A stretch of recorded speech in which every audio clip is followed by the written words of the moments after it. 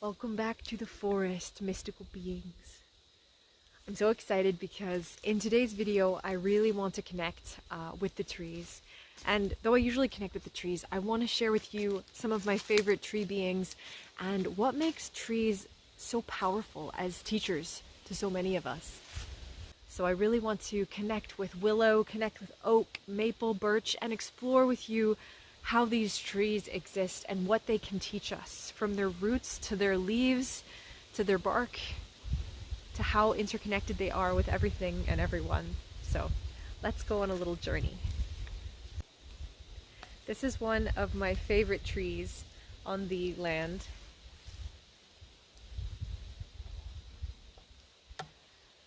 The great mother willow tree.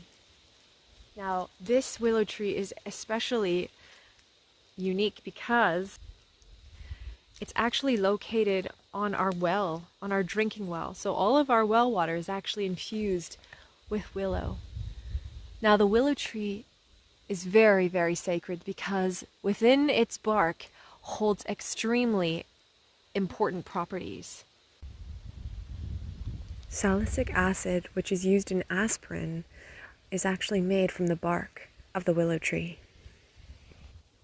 And you harvest this bark in the springtime, but it can help relieve all kinds of pains and muscle aches and flu symptoms. It's an incredible healing tree. And not only does it make a beautiful sound, but it shades us. Willows usually grow near water, so it's really interesting that this willow is growing near our well. Willow branches are also used to weave baskets because they're so sturdy and malleable. So they're really quite a beautiful and interesting tree to work with. Now, I want to go connect with one of my favorite little oak trees.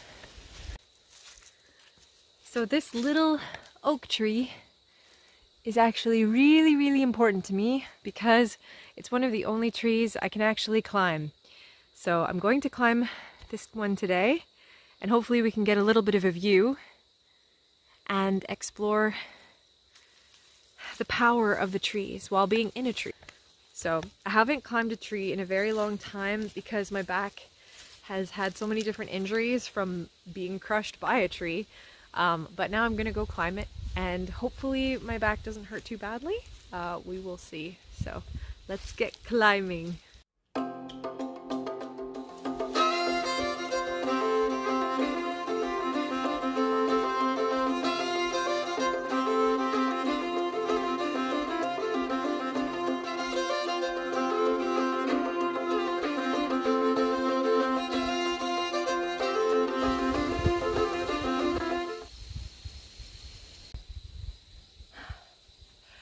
So we made it up into the tree. Woo! We're not that high up, but you know, I would say it's about a 40-foot drop, so I'd rather not fall. Yeah, so trees. Oh my goodness. We feel naturally drawn to them, and that's because they do have so much to teach us.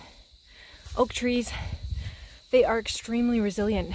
All kinds of furniture and things are made from oak because they're so strong and sturdy. And think of all the things that they can produce. They produce acorns in bounties of it. And it's enough to help, you know, nourish deer and all kinds of rodents and squirrels and things for the winter time. So oaks have a lot to offer. Not only do they offer the wood, but they offer food. So what's another thing that really makes trees special? They're so grounded. Their roots go deep into the earth, and it allows them to connect to all sorts of minerals and water and other creatures. Think of mushrooms, this mycelium network that lives under the ground that we can't even see, but the trees rely on it. So like humans too, we rely on our connections with other people, with other beings. We rely on being in a place where we can get food and nurture ourselves. And if we don't do that, we'll die, just like the trees. So we really can learn so much from the trees about being interconnected and sharing with each other's neighbors. Now, if you're living in a situation where you don't enjoy your neighbor or you don't like them, you can always move. Trees don't have that ability. They can spread seeds and suggest, come on seeds, it's time to move to another space, but they can't move. And interestingly enough, oaks don't dig their roots that deep. They're very shallow trees, which is interesting because they are so sturdy. But certain trees, they dig their roots really, really deep. Although oaks do have one intense taproot because they do need to reach water somehow, but most of the time they do grow in shallow soil. You'll see them on the top of hills and ridges and whatnot, especially on the Canadian Shield. They like it dry. They're connected to all kinds of other species of trees too. And just like us humans, we're connected to our ancestors and our origins of where we came from. And some of us don't know where we come from. And so it's important to create that family within ourselves and with our friends and with our environment around us. If you can go on a walk somewhere and connect with trees or animals or a river or a stream, then you're building a network, you're building a family. Even though it might not be human, it's still a family. The other thing that I love about trees is their ability to weather storms. Their branches sway in the winds, and sometimes they'll lose a limb or two, but oftentimes they're sturdy and they hold true, and they can withstand all kinds of chaos. And so I feel like we have a lot to learn in that regard. We can withstand storms. We can find the strength inside of ourselves to kind of bend and weave. Like the willow tree, for example. Willows bend and they're whimsical, and we can learn to be like that. We can learn to adapt and grow so that we can withstand all kinds of chaos when it comes our way.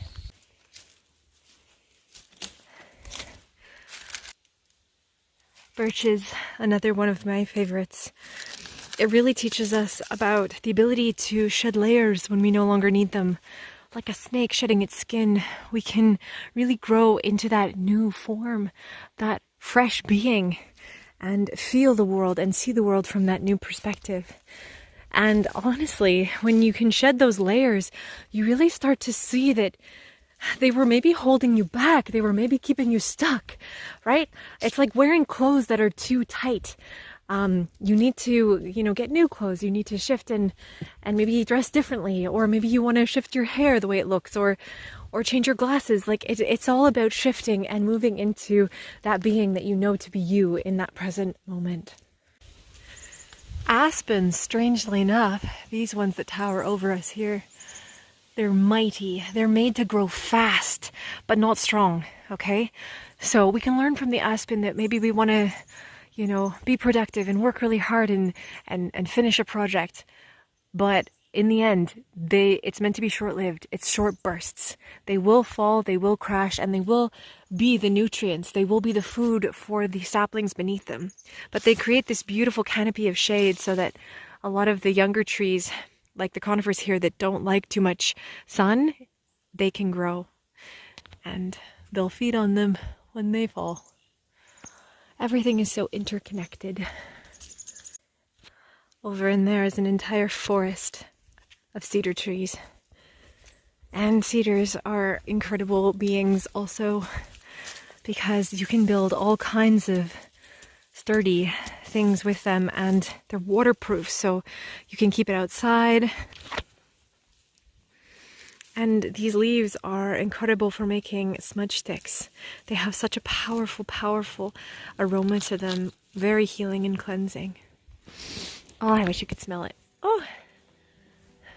The other thing that trees have is seasons. The trees shift and move with the weather. And humans need to learn from the trees. We need to learn to take the time for ourselves. Trees know that when the sun is shining, it's time to expand. It's time to showcase greenery, their leaves. It's time to dance. But when the fall comes, it's time to let go. It's time to shed things that no longer serve us. Let go the seeds into the ground, plant them, and then be patient and wait, right? So let go of what no longer serves you. Is there something that is holding you back? Maybe you need to be like the tree and you need to let it go in the wind and just let it flow away. Because you know that the next season of spring will come and then you can bloom again. So we have to remember that trees go dormant. For half the year they're dormant. They're not even, they're sleeping. And humans have this idea that they need to be productive and work all the time. And it's just not true. We need to take time for ourselves to just connect with these spaces, connect with these beings. We're on this majestic planet and we have the opportunity to learn from these beings, learn from tree people, learn from beaver people, learn from deer people, learn from the dog. There's so much to learn from all of these different creatures. So learn to take time for yourself and go within and take time to just rest and rejuvenate if you need to. There's no point in burning out, because then you'll just have to rest for even longer, and it'll be so much longer before you have the ability to sprout and dance again. And the other thing that I really love about trees and what they have to teach us is that their roots reflect what's happening in their canopy and vice versa. So you can tell a lot about a tree by how it looks in the canopy.